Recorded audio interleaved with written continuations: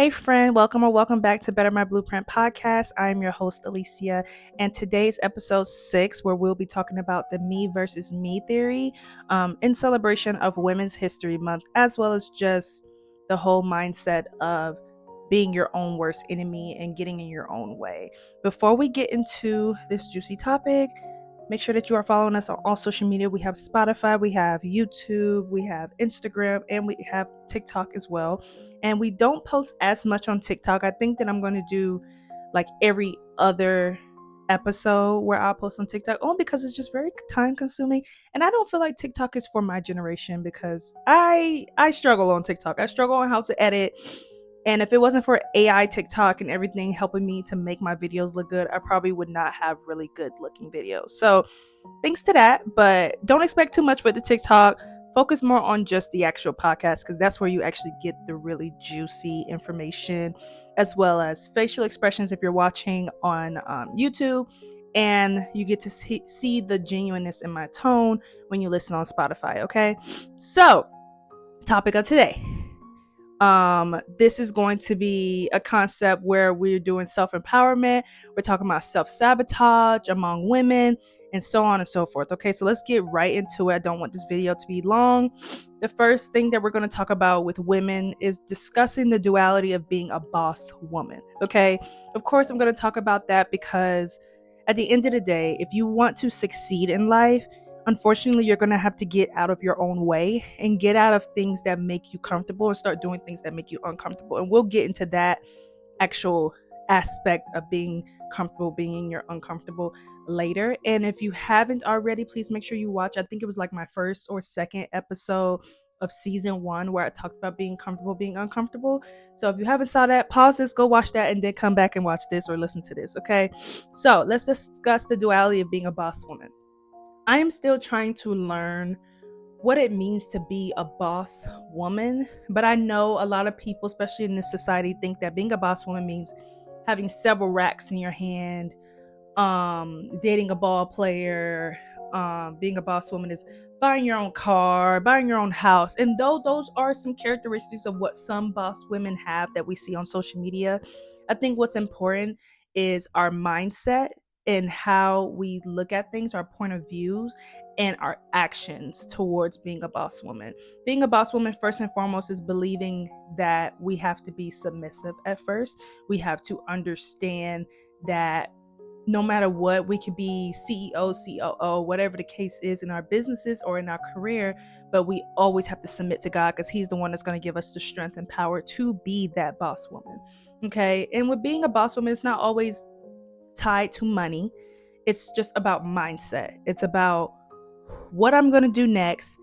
This idea may not have worked, but what's my next idea? Do I have a plan? Do I have goals? Making connections with people, getting to know people, networking so that I can be in a good position no matter which way life turns, right? When I talked about submissiveness, I know that a lot of women kind of turn away to that word. And honestly, it's like kind of like our kryptonite when it comes to women nowadays, especially in this society and in this age, this new generation, where if you hear that a woman needs to be submissive, all you think about is, oh, she needs to be home, no job, no money, she don't own anything, and she just needs to cook, barefoot, clean, have babies, and be a wife and a mother. I'm here to tell you that I am a very submissive woman. And I have a business, I have a podcast, I'm writing a book, I am being a teacher for elementary school kids, something that I've been wanting to do for a very long time. And, and I also have other businesses and opportunities that are coming my way down the line, but I'm a submissive woman. Yes, I do cook and clean and make sure that my household is at peace because it's very important how much peace you have in your home. But at the end of the day, there's nothing wrong with being submissive. You can have both. You could be that stay-at-home mom woman who don't have a job, who don't have a career, and be happy and be submissive. But submissiveness is not about the things that you see on social media. Submissiveness is about being willing to do things, willing to act, willing to listen, willing to understand. And not only being willing, but actually serving. First and foremost, in church. serving in church. I am having a difficulty on picking a specific group in my church on where I want to serve, because all of the things that my church, like, they have where you could serve in media, which you can be like the person who records or edits the videos, helps get the word out there, or you can serve in the being the greeter, greeting people at the door and making sure that everyone feels welcome. You could serve in the choir where you can sing. You could serve in like the instruments playing. You can learn how to play the instruments and actually help them with that. You can serve in, I forgot what it's called. I think like being an usher. You can serve in so many things. But the thing is that all of the stuff that my church is having available to serve in as a woman, I know how to do all of that. So it's hard to just pick one. And I don't want to overwhelm myself by just picking a whole bunch, but I also don't want to, limit myself by picking one. So I am struggling when it comes to serving my church. Eventually, God will direct my path to one angle and I will stick to that unless He wants me to bloom and blossom into other servitudes. But not only serving in church, but serving people. Like, not even just your simple helping grandma walk across the street, no, but serving people as in like going to give back.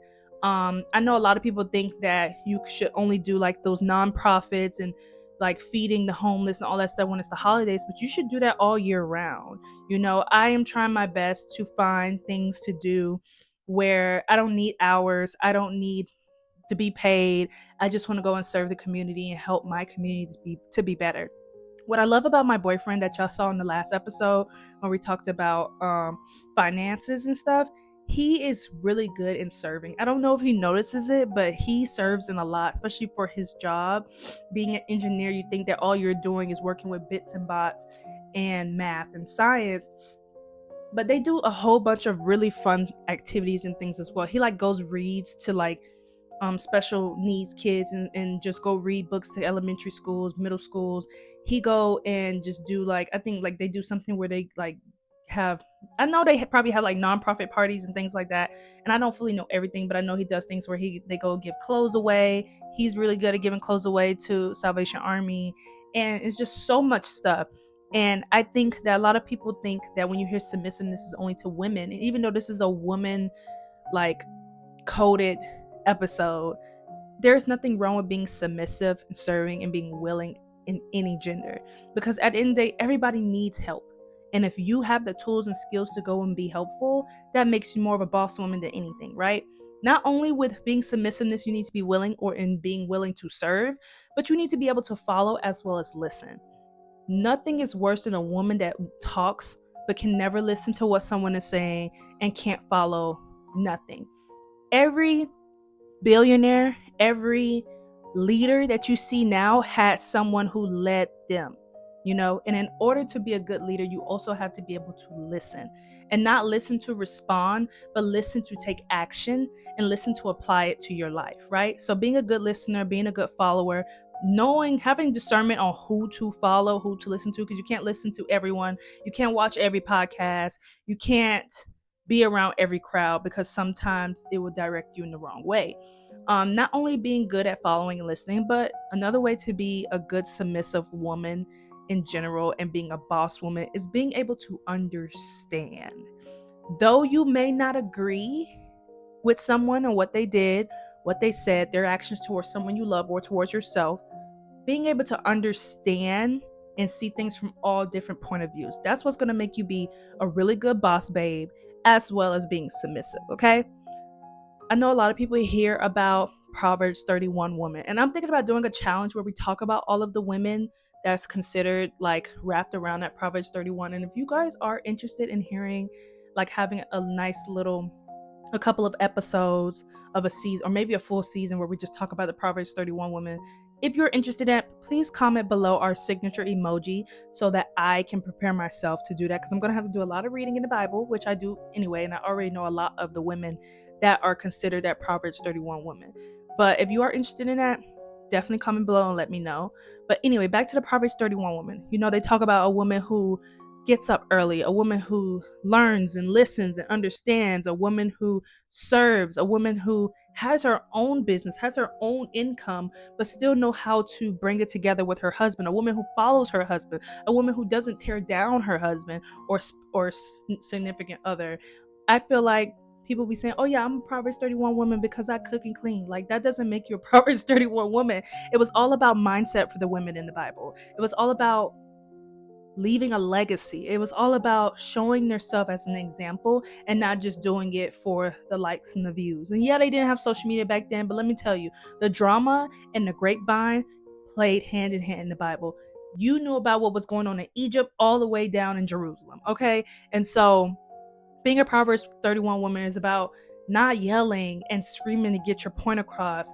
Being a Proverbs 31 woman is about being your best self and getting through life with God as your guidance. That's what it means to be a Proverbs 31 woman. So if you're someone who's like, I really want to be like a Proverbs 31 woman, I want to have those characteristics, I want to be a better me, I want to be a boss woman, then the first thing you need to tackle, the first challenge that I challenge you in, is learning how to be submissive. And submissiveness is not always tied to intimacy. You do not have to have a partner, a boyfriend, a girlfriend, or whatever to be submissive. And men, you can be submissive because in order for you to get through life, you have to first listen to the one and true God. You have to submit to God as a man. So don't think, oh yeah, this episode is only for girls. Like, yes, this is a woman coded episode, but submissiveness is broad. It's not just for one gender, it's for everyone. But specifically for women, we need to learn to be willing. Like, sometimes you just got to say yes. Sometimes you don't want to go do these things, but you got to do it. For example, before I get to the next topic pertaining to the me versus me theory, my cousin, I'm not gonna put her name out here because I don't know if she wants her full name out here, but we call her Lady House of Beauty, right? Because she used to do our hair. She's like very naturalistic and always made sure that our hair was good and that our skin was good. And she was just such a great cousin. She still is such a great cousin. And she would take me, my god sister, and my sister, which you guys will see on the episode one day once we're finally in the same city, same state. But she would take us three to go serve the community. We'll either go clean the beach, or we'll go feed the homeless, or I forgot what else we would do. But I know a lot of our mindset was, okay, I need to get these hours because in order to graduate high school, you need to get specific hours by going to serve the community. And unfortunately, at a young age, we weren't thinking about how bad and toxic of a mindset that is to say, oh, I'm just doing this because I need to get hours and all that other stuff. But down the line, we actually really enjoyed it in the end, and it's kind of bittersweet that we don't do it anymore because we're older and moved on, have our own lives and all that stuff. But the whole point of this example is that we used to go and serve the community and eventually loved to do it. And it really showed how much we cared about other people and not ourselves. And it really helped us. I think that portion of our lives as young individuals, as teenagers, 15, 16, 17 years old, and even younger, because I think we started at like 10 years old cleaning the beach. I think that really helped us to add on to our characteristics and our personality to who we are now. Like my sister, a lover of animals, she always wants to serve animals, always wants to find a way to help the next puppy, lizard, snake, whatever. Even though as long as they got four legs, I'm good. And then like she's a lover for nature and taking care of the earth. And I know that a lot of what we did with our cousin kind of instilled in her to who she is now. And now she wants to be a veterinarian, and slash working for like the health department and all of that stuff. So helping people and helping things. As for my god sister, she wants to work in medicine and not specifically being a doctor, but I think she wants to be an administrator over being a doctor or over doctors. She wants to be the boss woman basically of the hospital, but still helping people to get the nutrients and the health and the medicine that they need that's going to benefit them in the long run. And I think a lot of that was instilled in her when we did those things with my cousin. And in me, I'm like, I don't really care for the animals, but like I have a dog, so cool. But I love to serve and please people, and not people pleaser, because that definitely doesn't make you a good boss woman. But I love helping people. I love making people's life easier than it is to be harder. Some people really enjoy making people's life harder. And I don't like doing that. I don't like seeing people struggle, especially my own flesh and blood, or like people who I consider family or friends or close relatives.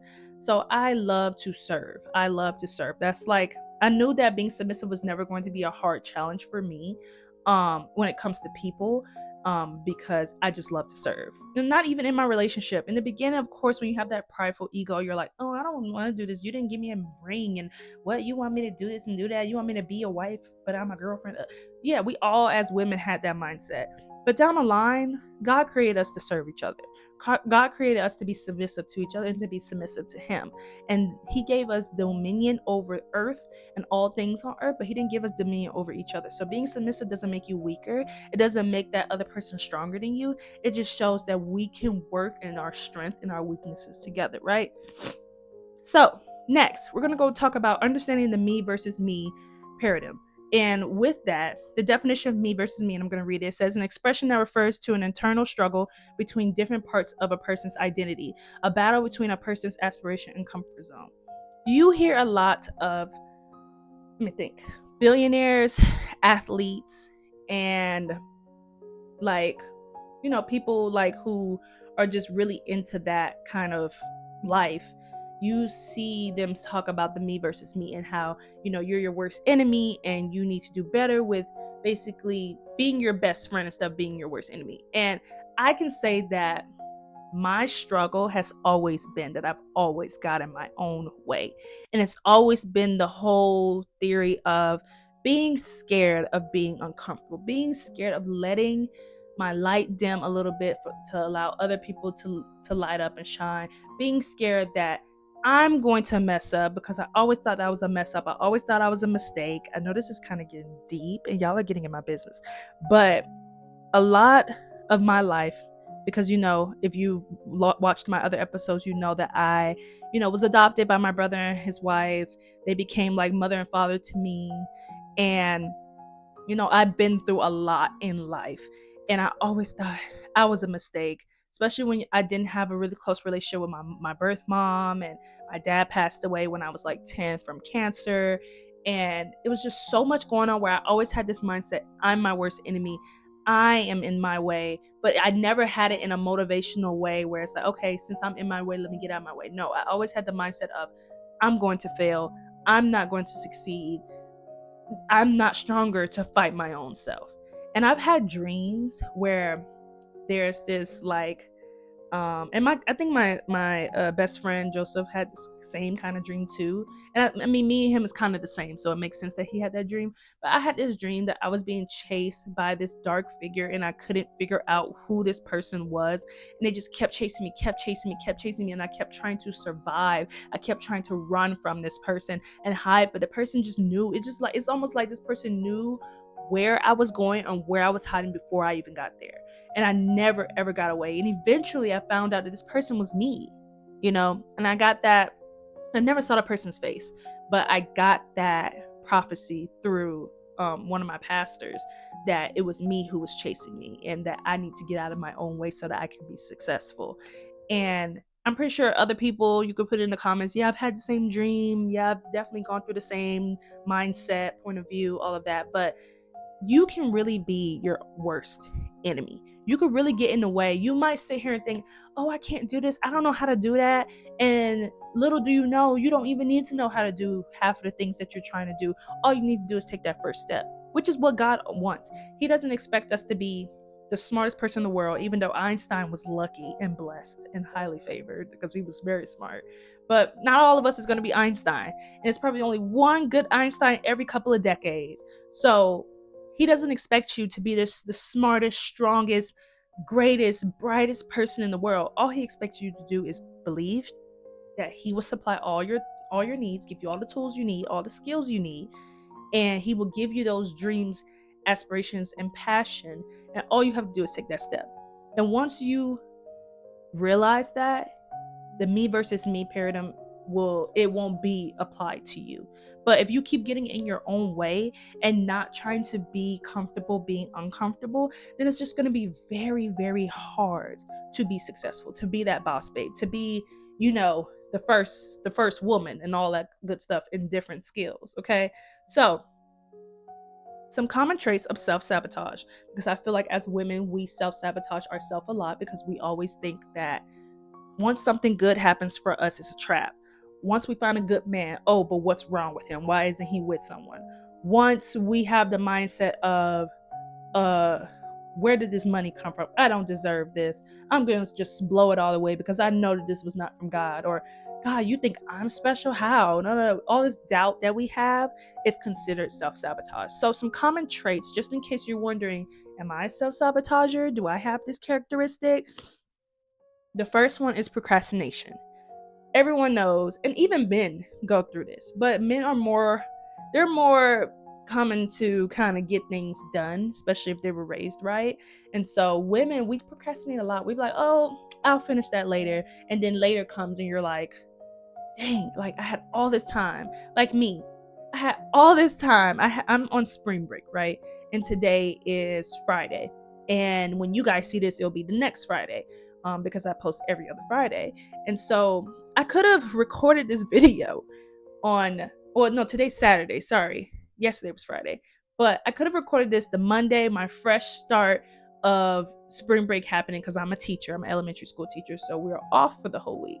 And I could have used that Monday to start, make this video, edit it, already done, already posted to schedule, and I could have enjoyed the rest of my week. But instead, I used majority of the week. Yes, I did get other things done, but I just really felt like I could have gotten this done. But I'm like, oh, I have all week. I'm good. Like, and I got a nice weekend before like school starts. Like, I'm good. Little do I know, I need to go over my curriculum.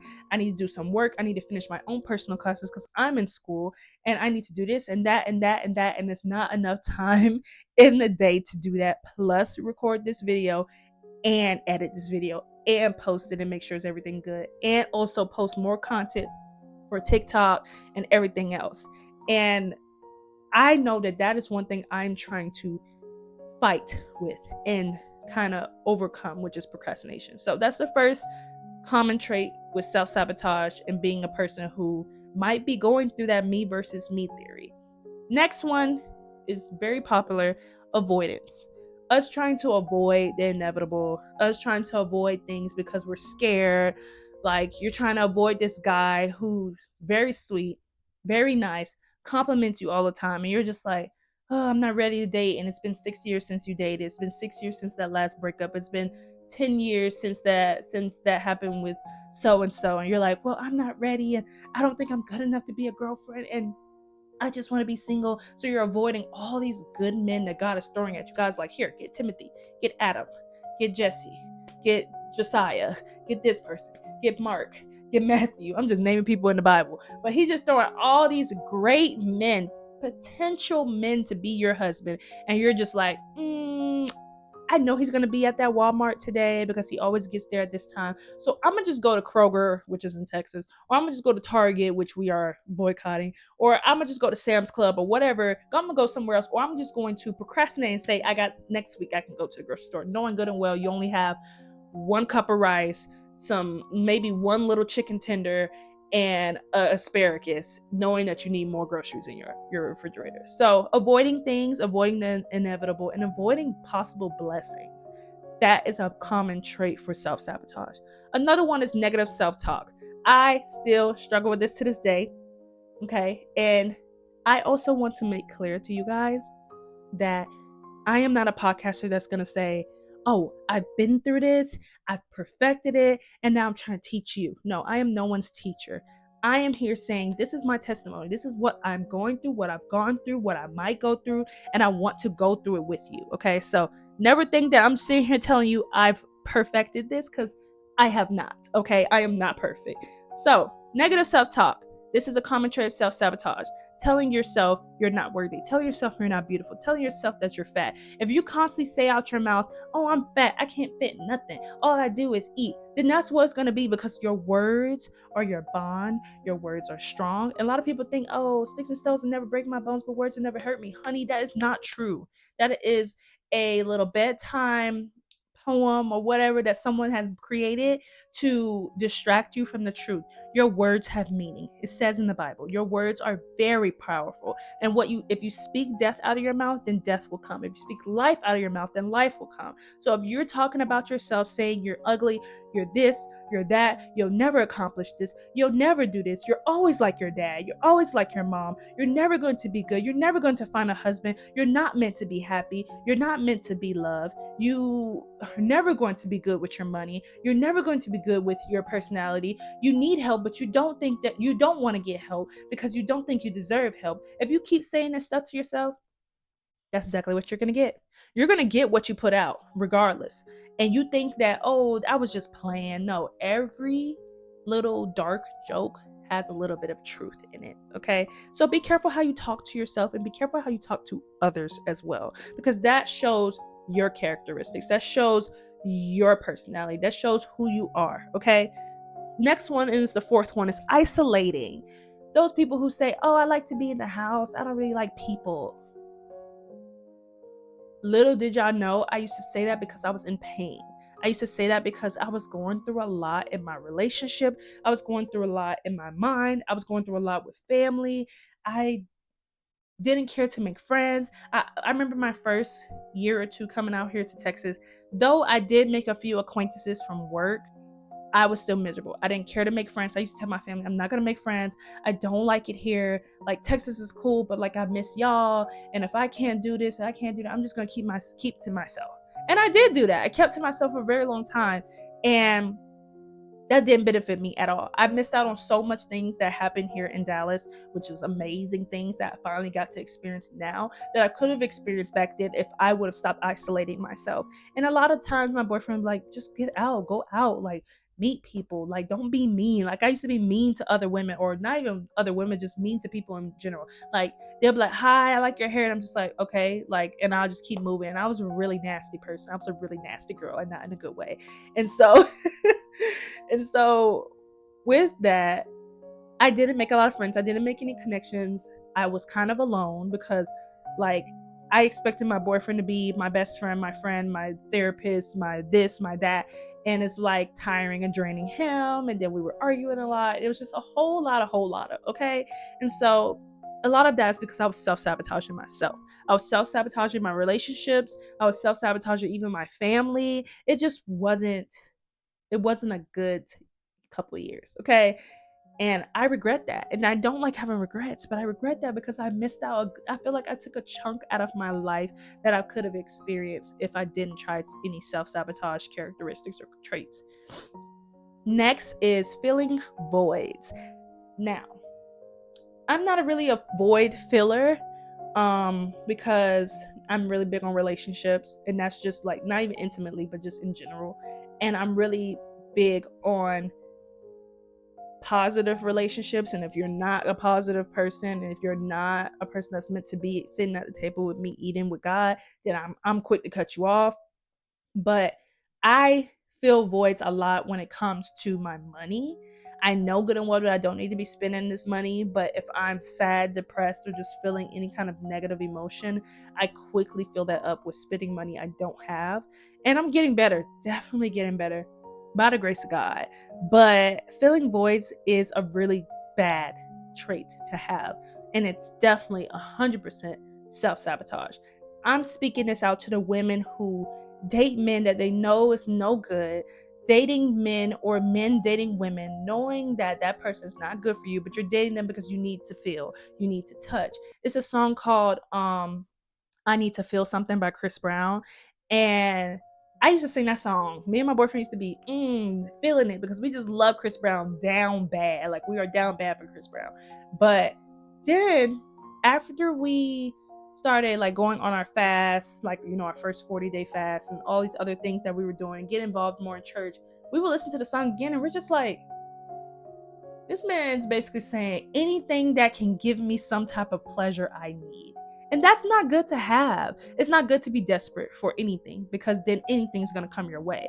And now I try my best not to sing that song. I might hear it and might bump to like the beat of it, but I try my best to stay away from it. Love Chris Brown down bad, but hun, you need some help. You need to go talk to somebody. You need some therapy, because I don't need that kind of vibe in my household, okay? So filling voids, bringing people in your life, bringing things in your life you know that doesn't bring any value, but you just need to feel it. You need that. It's not good to have that. And I feel like the best medicine for that is not doing it alone, having your support system, and going to therapy, okay? Next one is substance abuse.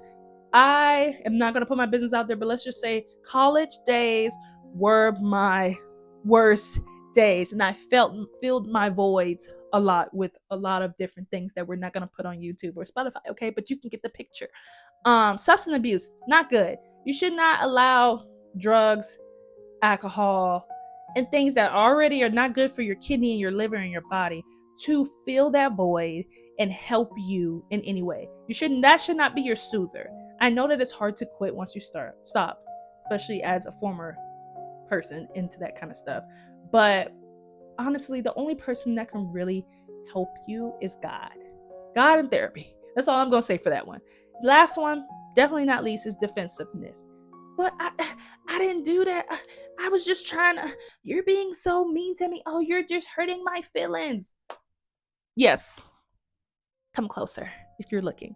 I'm talking to you as well as myself, because you being defensive for everything is self-sabotage. Now I know you're thinking like, no, it's just like a mechanism I use to protect myself. No, honey, you're not protecting yourself. You're thinking that nice little brick cement wall is covering you up, but you're not being able to take accountability. And that does not mean that makes you a boss babe because you're being defensive. Honey, that makes you less than a boss babe. That makes you weak. I'm just gonna say it.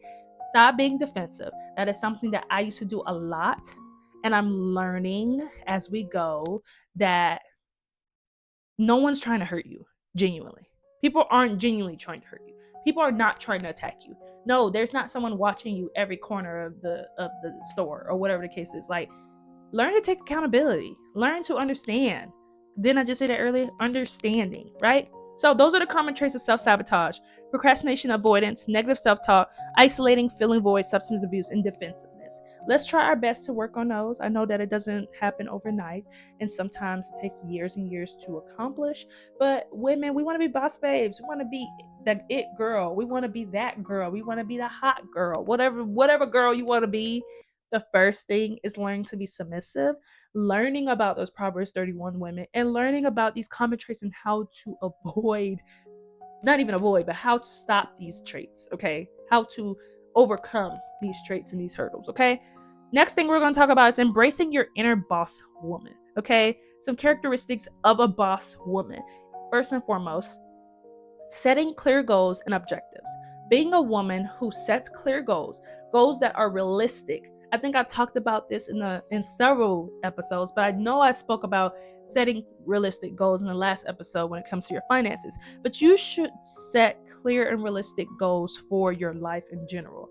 Your business, your relationships, your friendships, your career, everything. You should set clear and realistic goals. What I mean by clear and realistic goals is, do not set a goal that you want to make $1 million in a month.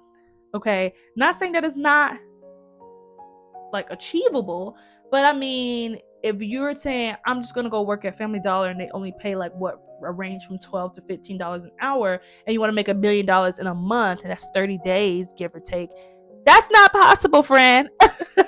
I'm sorry. I love the little Delulu in you, but that's not possible. How about we say in the next 6 years, I'm going to save this much specifically on this day, on that day, from this check, put it in this account so that I can accomplish being a half a millionaire in 6 years, or being a half a millionaire in a year, depending on what your career is. I know that if I get this career based off this salary specifically, this is going to help me accomplish the goal of having this amount in the end of the year. And start small, because I mean, sometimes big goals can be overwhelming, okay? So starting small and then working your way up so that you could be that millionaire. Yeah, I see that happening in 6 years if you have that specific job. If you become a certified doctor, surgeon doctor, or something, then in that category. Or say if you become, I don't know, say if you just do classes where you teach girls how to do lace fronts and you charge them $1,000 a class, and you have about hundreds of women who are booking your class, then yeah, I see that in the next 6 years. I do see you becoming a millionaire, because you set specific goals and you aligned yourself with what was going to get you in that path, right? Next is staying persistent. Don't start something and then you don't finish. We as women hate when men do that, and we know what I'm talking about. Don't start something and you're not going to finish it, right? Don't say you're going to do this and then you don't do it. We as women, I'm pretty sure all of us can agree that we've been in a situation or in a relationship or in a career choice where someone started something who's a leader or who's in charge and they didn't finish it and didn't expect you to do it. Don't be that person. Stay persistent.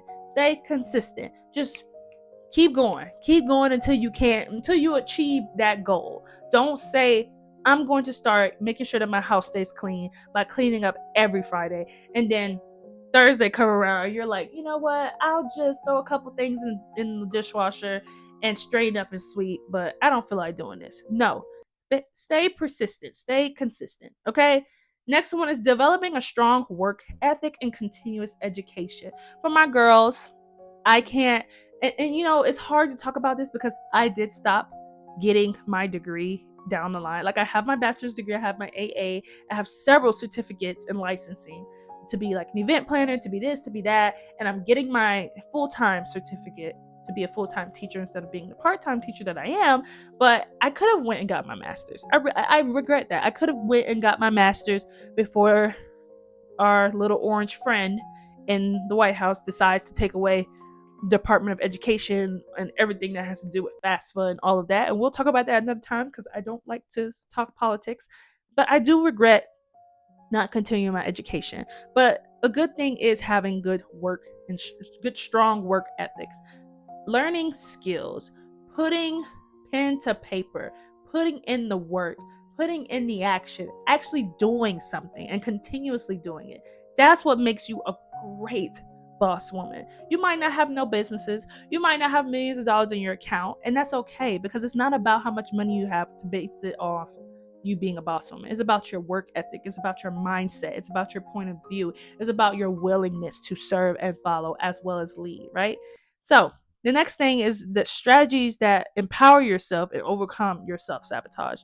The first thing is practicing self awareness, okay? Being self aware of how you treat people, how you treat yourself, what you're getting into, understanding your awareness of everything, okay? Being aware of how you speak to people. Do you speak life into people or you're always cursing people out, fussing people out, yelling at somebody? We could take this into even as, because there's a lot of women in relationships right now. A lot of people are getting married and having babies and things like that. And, the relationship is booming right now for a lot of people. So let's talk about being self aware of how you treat your man, right? We're supposed to treat our men like king. And yes, there are situations where some men don't have the king traits and they're learning, but they kind of are taking a slow motion into it. And you're getting a little annoyed because you just want him to be better and do better. But how are you treating him? Are you treating him like a king? Are you showing him what it takes to be a king because maybe he didn't have a mom that taught him that? Are you talking to him the way you will want to be talked?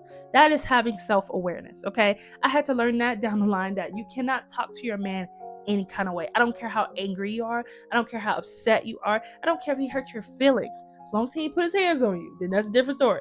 But at the end of the day, learn how to talk to your man, okay? This is the man that's going to give you children. This is the man that's going to teach your daughter how to treat other men. This is the same man that's going to be there when you're sick, on your deathbed, when you are getting close to glory. This is the same man that's going to be taking care of you and you taking care of him until both of you are gone to ashes. So you want to treat your man how you want to be treated. Treat people in general, not even just relationships. Treat people how you want to be treated. And the best way is to have self-awareness and being aware of your actions, being aware of how you talk to people. Next is positive self-talk, which I've already talked about. When it comes to negative self-talk, positive self-talk. A lot of people do like affirmations every morning. I know one friend, well, we're not friends anymore, but I know one person that I was friends with who used to write down like sweet, loving things about herself, and she'll put them on like sticky notes and put it on her mirror. So every time she goes in her mirror, that's all she sees. That's what she wakes up to. And that's great. But not only seeing those, but actually saying it out your mouth, because your mouth holds power.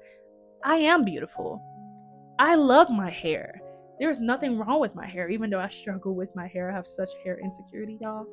And by the way, I hope y'all like my kinky twists, because I did them a month ago and they still look slightly new. So kudos to me.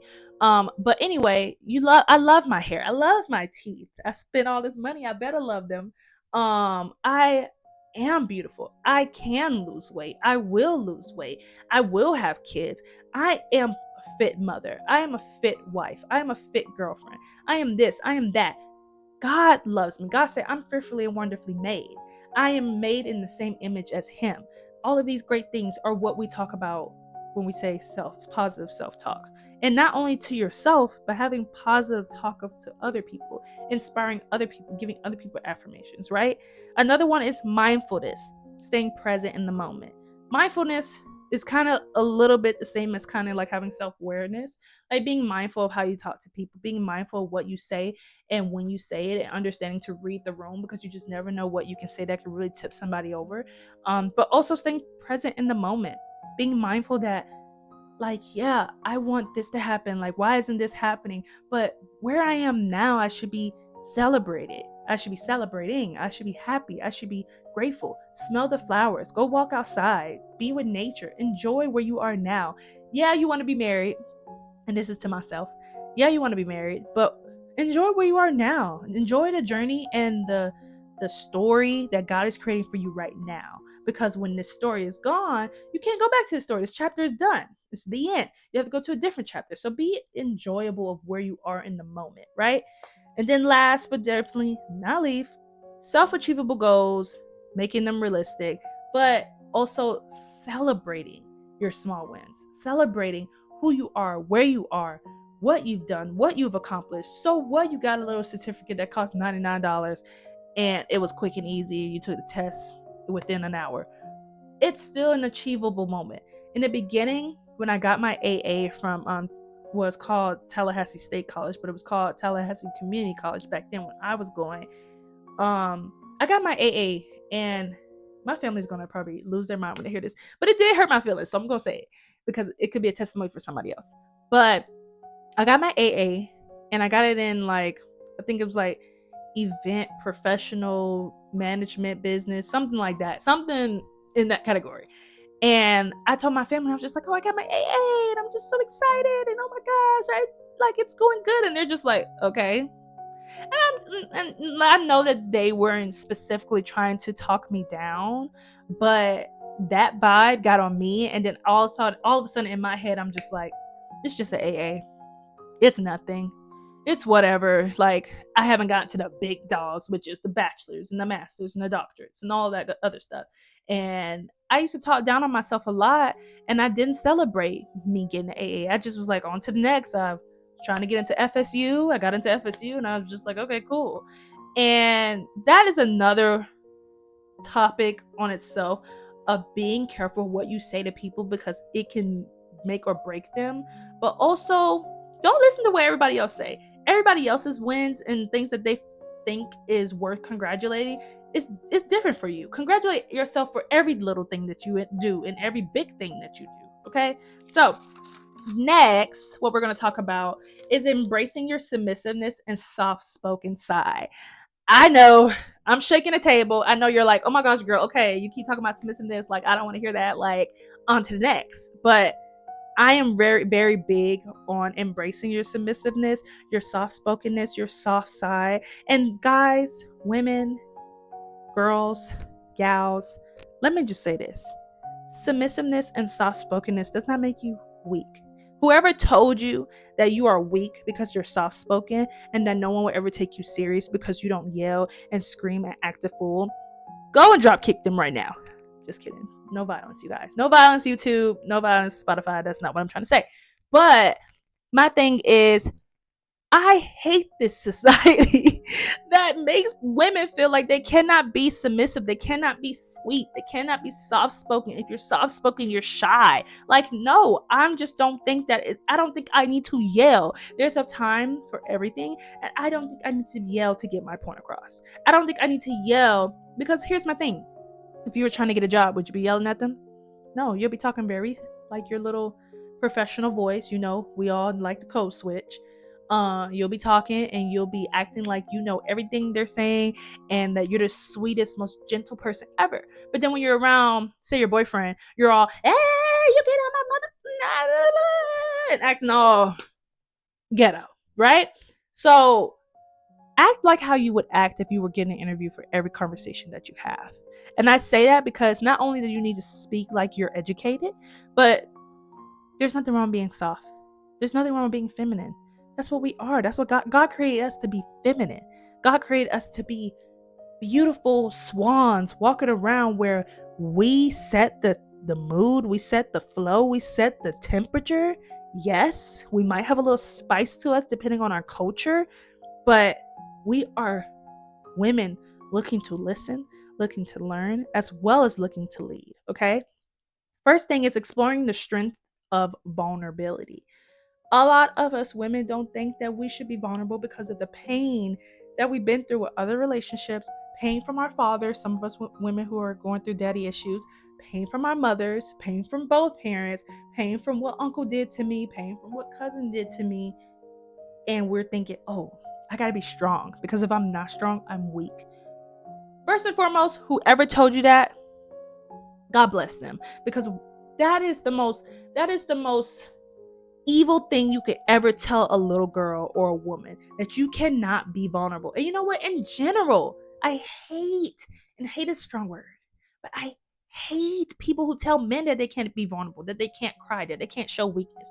Women that they have to be strong all the time. Like, no, that's not how God created us. He created all of us to have dominion over everything on earth. Dominion is authority. Authority is leadership. Leadership is power. Yes, he did create us to be like that and to be that and to have those characteristics. But how we are with each other, we're supposed to be vulnerable.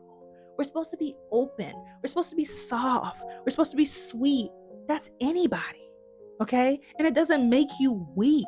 It doesn't make you weak. What makes you weak is hiding that part of yourself, being someone that you're not to make other people feel good. When did that ever become a thing? Why are we people pleasing? Why is that why is that important? Why do I care about what grandma said about me last week? Why do I need to care that my cousin's upset with me because I always sound so educated and smart and I'm over here acting like I don't know where I came from? Who cares? I'm an educated black woman and I learned how to talk to people. I learned how to get people's attention. I learned how to set the tone without yelling. I learned how to set the tone without sounding like I'm from 84th Street. Like, yes, back then I was from the hood, but that doesn't mean I have to carry myself that way. At the end of the day, people gonna know who I am when I come forward. And that is vulnerability. Being open with yourself, with God, and with other people. That's true power. That is true strength. So if you're watching this, if you're listening to this right now, it's okay to be vulnerable. Allow those layers to come down. It's okay. Now, have discernment. You can't show everyone your weakness because sometimes the enemy is hiding in shadows of people and he's looking for that weakness. I'm not telling you to be weak. I'm not telling you to be soft with everyone. Sometimes you have to stand your ground. What I'm saying is that shouldn't be who you are. Okay? Characteristics of being soft, of being hard, of being great. God doesn't want our hearts to be hardened. That's not how he created us. He didn't create us to be that way. So, showing vulnerability, it helps foster deeper connections.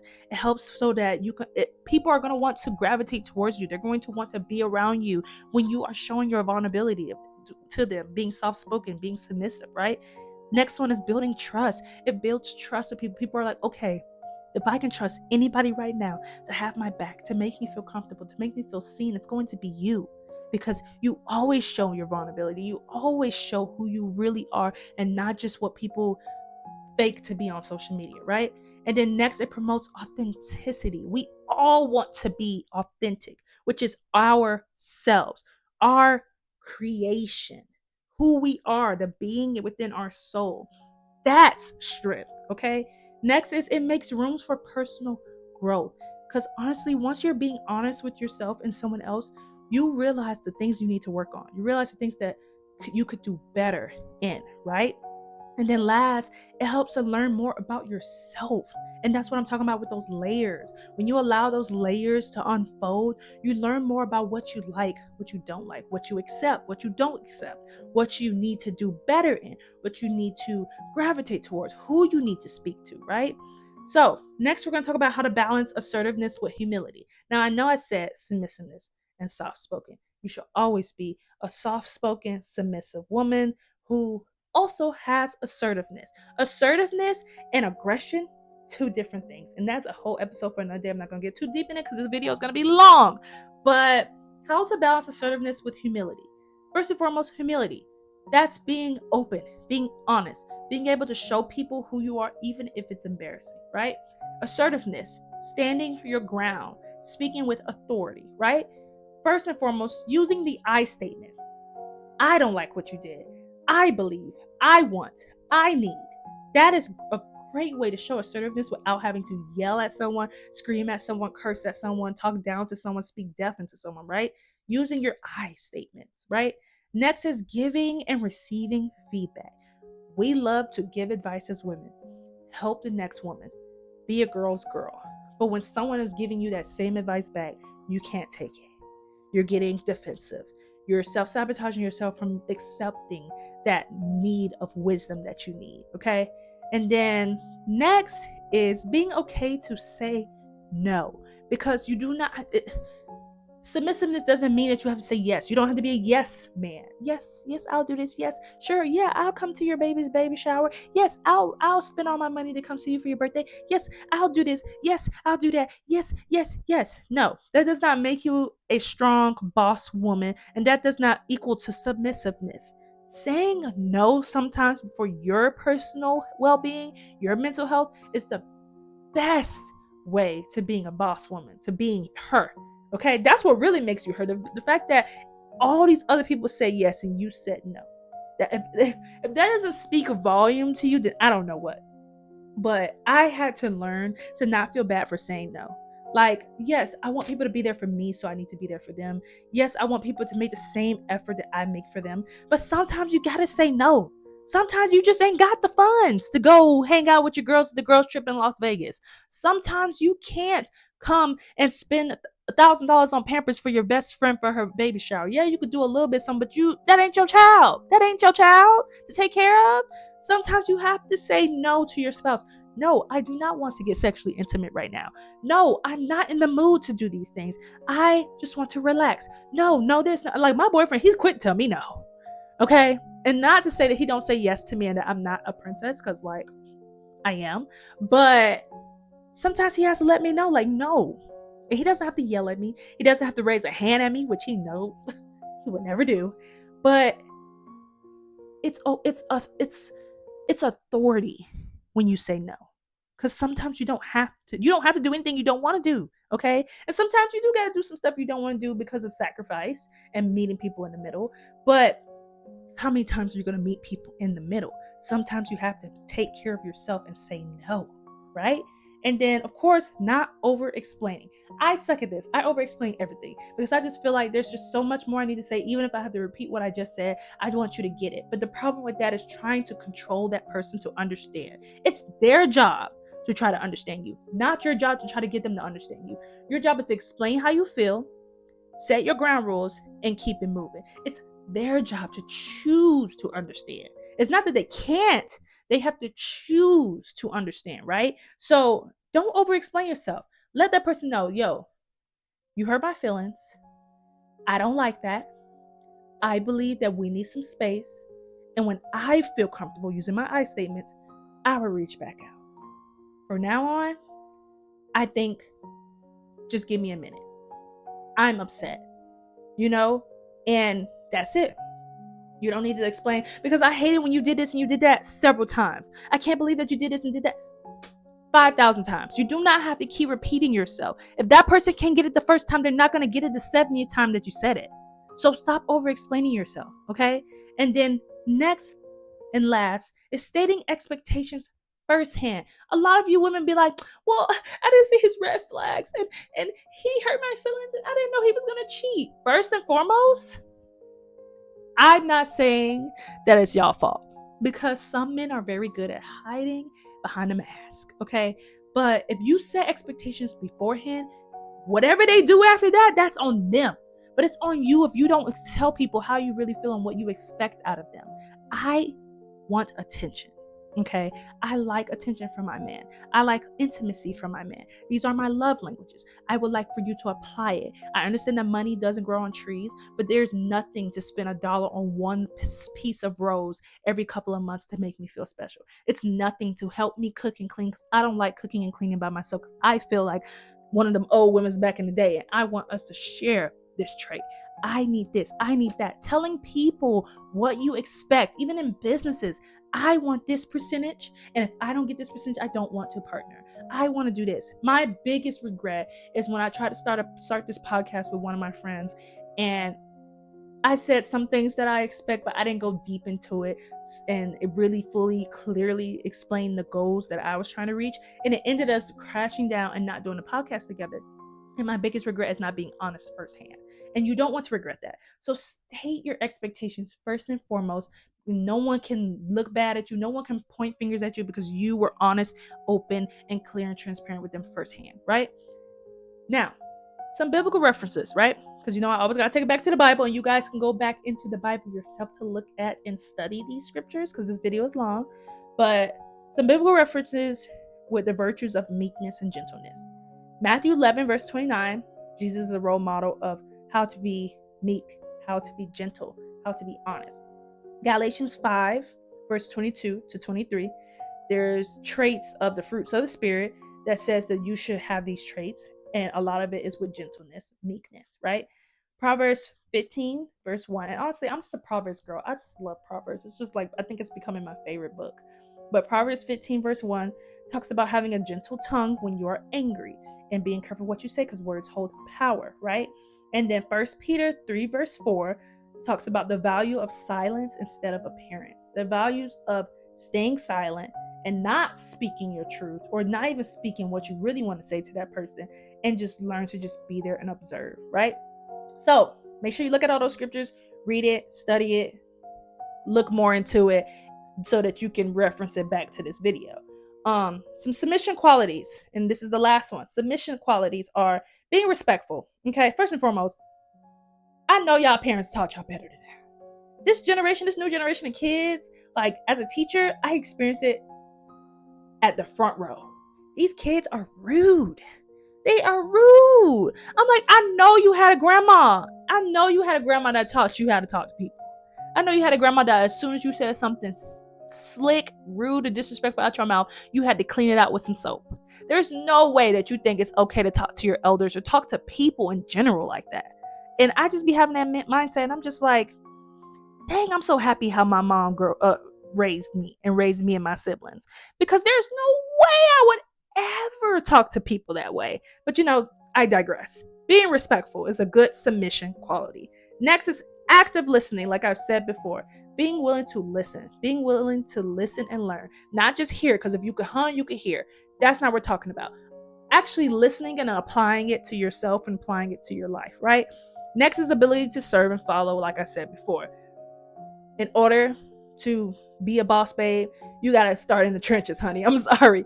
You got to learn to follow and to serve first before God can elevate you to that. God is not going to make you the president of the United States and you haven't even flipped a burger, helped the grandma across the street. You haven't folded a napkin. You haven't done anything. You don't even know what it means to have people looking up to you. You don't even know what it means to look up to someone. You don't even know what it means to be at the bottom of the barrel first. So why would I make you the top dog, right? So being able to serve people. Go right now and sign up with some nonprofit organizations and go clean the beach if you're by the beach. My Cali people, my Miami people, my New York people, I think they got like a little small beach, river or whatever. Go and serve. Go clean the beach. Even if it's not with a program, just go do it by yourself. Go do it with your friends, your homegirls. Everybody want to go clubbing and get lit, but nobody want to go and clean the earth. And that's the problem now, okay? And that's my little tantrum. But next, the adaptability, flexibility, and willingness. Being adaptive. Being able to adapt to different environments. Being able to understand that things change. Change is okay. I just need to learn how to work better in whichever environment, whichever story God has me in. And being flexible, being able to spread out, being able to sacrifice some time for people and things, and being willing. Being willing. As soon as someone say, I need help getting these groceries. All right, let me put my shoes on. I got you. I might have on mama's shoes or daddy big old sneakers, but I'm out there. I'm going to help you. When someone says, I need help for a ceremony at the church, be the first person to say, how can I help you? Right? Next and last is willing to compromise. Life is compromised. Okay? We all have to compromise. We all have to sacrifice some part of ourselves or something to get to where we need to go. So being able to say, hey, let me meet you in the middle. Let me give you my 50, you give me your 50. Sometimes you got to give 75 while they give 25. Whatever it is, being able to compromise, being able to say, okay, even though I want to be like, because I know that engagement is coming my way pretty soon, y'all. When y'all see me shining my little rock, don't even say nothing, okay? But I know engagement is coming my way, which means that I have to plan for a wedding. And though I don't want to be a yes woman to like my whole family, because if that's the case, I'm not gonna have a happy wedding. But at the same time, I also have to look at people's circumstances, people's situation. Not everybody can go to Dubai within several months and have it all together. Like, no, I don't expect that, because a lot of people shouldn't expect that from me. I don't got money to go to Dubai.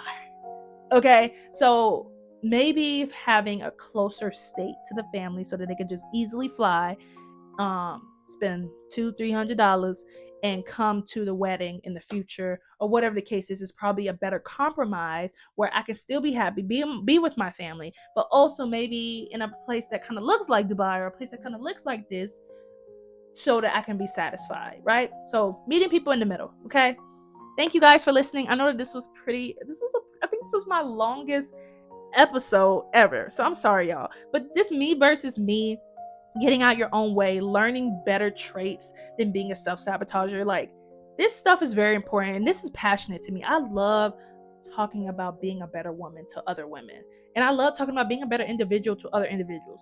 So this one was kind of close to my heart, y'all. So I hope that you guys liked it. Please make sure that you follow us on all social media platforms. That is Instagram, that is TikTok, YouTube. Subscribe there, hit that notification bell so that you can get notified every time we post a video. And of course, we're still on Spotify. We're always going to be on Spotify. Spotify is like my favorite because it's so easy to just upload my videos. And make sure that you guys are interacting in the comments. I know a lot of you love to like the video, say, come and text me and be like, Lacey, I love this. I loved how you did this. I love how you did that. Ma'am, you could have put that same testimony in the comments. So instead of coming and texting me personally and saying, hey, I love this video, I just watched it, it was amazing, instead of doing that, I challenge you guys to go put it in the comments, because I need other people to see that it actually is effective. Because unfortunately, monkey see, monkey do. Okay, and that's what I need. I need the interactiveness. So if y'all really love me, y'all really care about me, y'all really enjoy my videos, comment below your thoughts. And also, I'm not one of those people that's going to try to hide your comment because it's rude or because I didn't take well to it. Say whatever you feel free. Of course, be respectful, because I'm respectful to any and everyone. But if you feel like I could have done something better, could have worded this better, or whatever the case is, put it in the comments, because I want to learn what my viewers want, and I want to do better as a podcaster. I don't want to just be like every other podcaster where it's just bland and boring, but I also want to make sure that it's as professional as possible, because I'm looking for some sponsors, y'all. I know it's early and it's like my first year, but I'm looking for some sponsors. So I need y'all effective criticism, okay, and positive criticism, all right. And then of course we have a guest coming in the next episode, and I'm not gonna tell y'all who, but it's one of my favorite people in the whole entire world, and I can't wait for this person to come and we talk about it, chit chat, drink probably some water, because I don't drink alcohol anymore. And yeah, I'm just sending love to all of you. Please be better to yourself. Apologize to yourself for what you've dealt with, for what you allowed yourself to deal with. Get out of your own way. You are your worst enemy. Instead of being your worst enemy, find a way to be your best friend. And that's how you talk to yourself, how you talk to others, serving, loving other people, being there for people, being there for yourself, and not just thinking that self-love is just all about getting your nails done, going to the spa. Like, it's way deeper than that. It's actually trying to be a better version of yourself. And that's the whole point of this podcast, right? Being a better version of yourself, your blueprint, trying to find the nicks and knacks that you need to change, the bolts that you need to turn, right? So I appreciate y'all. I love y'all so much. I can't wait for you guys to see this video. And like I said, comment below your thoughts, you guys. I am tired of y'all texting me personally. Alicia, I love this video. Comment that below. Even if it's just a heart, comment below. And of course, comment our signature emoji down below if you want to hear more about different other topics within the topic that I talked about today. Our signature emoji is the little podcast emoji and then an orange heart to represent our colors. I love you guys, and I will see you in the next episode where we have a guest and we'll talk about all things great and possible. Bye, you guys. Love you.